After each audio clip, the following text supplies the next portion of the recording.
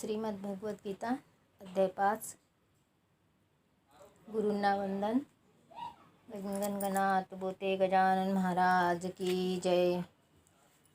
अध्याय 5.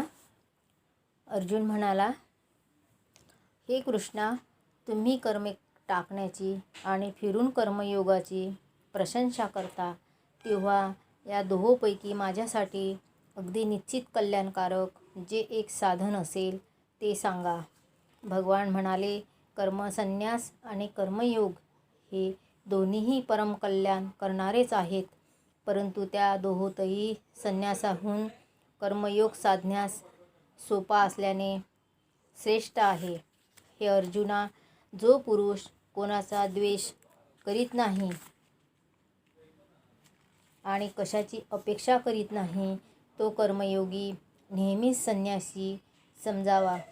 कारण राग, द्वेष इत्यादी द्वंद्वांनी रहित असलेला पुरुष सुखाने संसार बंधनातून मुक्त होतो. वर सांगितलेले संन्यास आणि कर्मयोग वेगळी वेगळी फळे देणारे आहेत असे मूर्ख लोक म्हणतात, पंडित नव्हेत.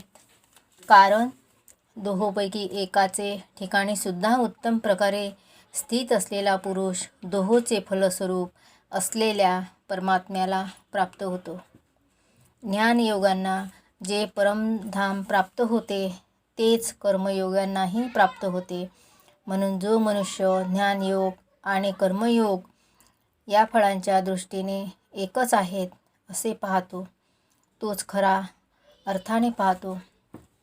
परंतु हे अर्जुना, कर्मयोगाशिवाय मन, इंद्रिये व शरीर यांच्याकडून होणाऱ्या सर्व कर्माच्या बाबतीत कर्तेपणाचा त्याग होणे कठीण आहे आणि भगवत स्वरूपाचे चिंतन करणारा कर्मयोगी ब्रह्म परमात्म्याला फार लवकर प्राप्त होतो. ज्याचे मन स्वतःच्या ताब्यात आहे तो इंद्रिय निग्रही आणि शुद्ध अंतःकरणाचा आहे. तसेच सर्व प्राण्यांचा आत्मरूप परमात्माच ज्याचा आत्मा आहे असा कर्मयोगी कर्मे करूनही अलिप्त राहतो. सांख्ययोगी तत्त्ववेत्याने पाहता असता, ऐकत असता, स्पर्श करीत असता, वास घेत असता, भोजन करीत असता, चालत असता, झोपत असता, श्वासोच्छ्वास करीत असता, बोलत असता, टाकीत असता, घेत असता, तसेच डोळ्यांची उघडझाप करीत असताही सर्व इंद्रिये आपापल्या विषयात वावरत आहेत असे समजून निःसंशय असे मानावे की मी काहीच करत नाही. जो पुरुष सर्व कर्मे परमात्म्याला अर्पण करून आणि आसक्ती सोडून कर्मे करतो, तो पुरुष पाण्यातील कमलपत्राप्रमाणे पापाने लिप्त होत नाही. कर्मयोगी ममत्व बुद्धी सोडून केवळ इंद्रिय, मन, बुद्धी आणि शरीर यांच्याद्वारा आसक्ती सोडून अंतःकरणाच्या शुद्धीसाठी कर्म करतात. कर्मयोगी कर्माच्या फळांचा त्याग करून भगवत प्राप्तिरूप शांतीला प्राप्त होतो आणि कामना असलेला पुरुष कामनांच्या प्रेरणेमुळे फळात आसक्त होऊन बद्ध होतो. अंतःकरण ज्याच्या ताब्यात आहे असा सांख्ययोगाचे आचरण करणारा पुरुष कोणतेही कर्म करणारा किंवा करविणारा न होताच 9 दरवाजाच्या शरीररूपी घरात सर्व कर्माचा मनाने त्याग करून आनंदाने सच्चिदानंदघन परमात्म्याच्या स्वरूपात स्थित राहतो. परमेश्वर मनुष्याचे कर्तेपण कर्मे किंवा कर्मफलांशी संयोग उत्पन्न करीत नाही, तर प्रकृतीच खेळ करीत असते.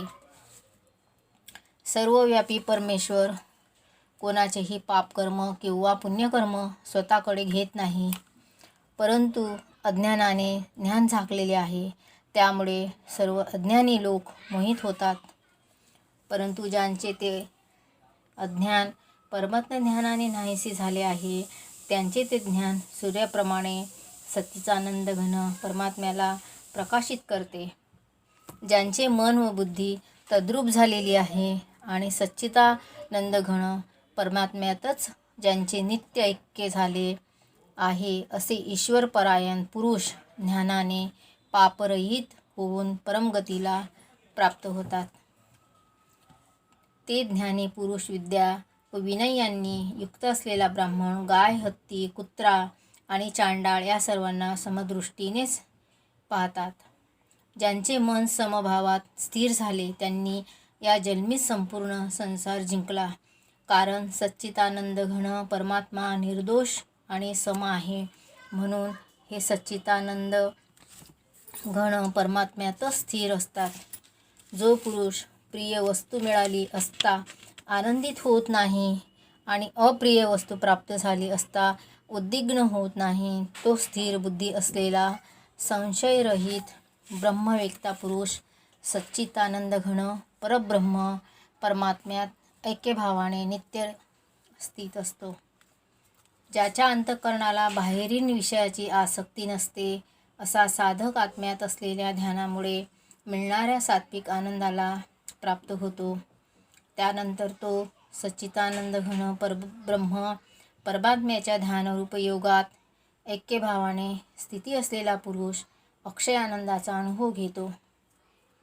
जे हे इंद्रिय आणि विषय यांच्या संयोगाने उत्पन्न होणारे सर्व भोग आहेत, ते जरी विषयी पुरुषांना सुखरूप वाटत असले तरी तेही दुःखालाच कारण होणारे आणि अनित्य आहेत. म्हणून हे अर्जुना, बुद्धिमान विवेकी पुरुष त्यात रमत नाही.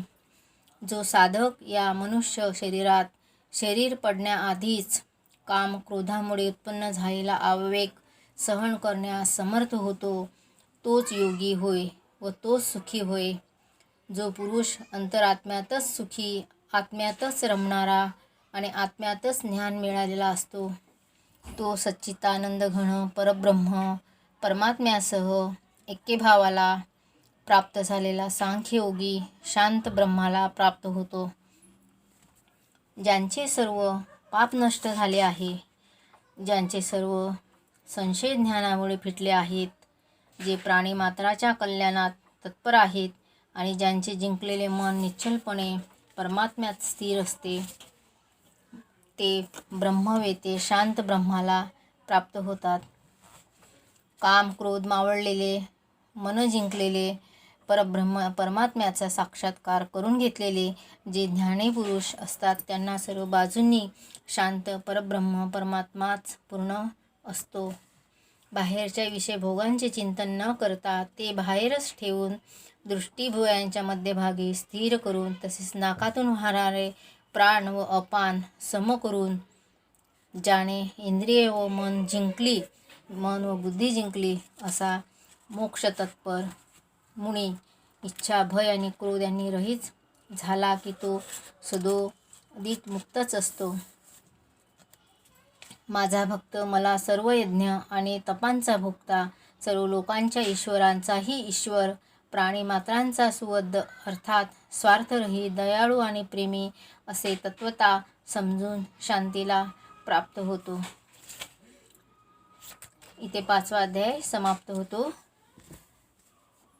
भगवत माते की जय.